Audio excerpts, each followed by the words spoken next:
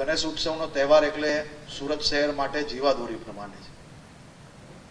ગણપતિ બાપ્પા આવે એટલે સુરતીઓ બધા લહેરમાં હોય, એટલે લહેરમાં રહે, બધા આનંદથી તહેવાર બનાવે. જરા અડધો એક કલાક આમ તેમ થાય તો સહયોગ કરજો. અને લોકોને બી વિનંતી છે કે ડીજે જરાક ધીરું વગાડજો, જેના કારણે આપણા જ સોસાયટીના લોકો 100 નંબર પર ફોન ના કરે. આ ઉત્સવ એ ખૂબ મહત્વનો છે.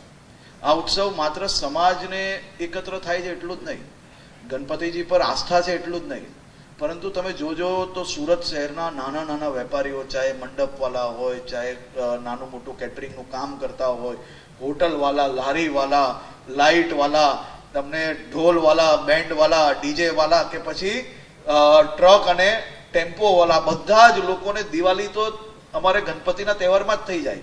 હવે દિવાળી એ લોકોની આ 10 દિવસમાં જ આવી ગઈ. એ લોકોને વેપાર જ એટલો થઈ જાય કે દિવાળીની ચિંતા દૂર થઈ જાય, એટલે વધુમાં વધુ વેપાર થાય, વધુમાં વધુ લોકો ભક્તિથી ગણપતિજીની આસ્થા, ગણપતિજીનો તહેવાર બનાવી શકે તે પ્રકારની વ્યવસ્થાઓ કરવામાં આપણે સૌ લોકો મદદગાર જજો.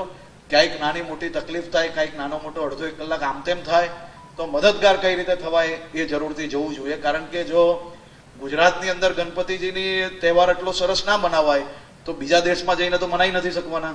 તો આપણો દેશ છે, આપણું રાજ્ય છે, બધા માટે સંપૂર્ણ એકદમ ઉત્સાહપૂર્વક, ઉત્સાહથી ગણપતિજીનો તહેવાર બનાવી શકે એ પ્રકારની વ્યવસ્થા આપ સૌ લોકો કરો, એવી મારી ખાસ સૂચન છે.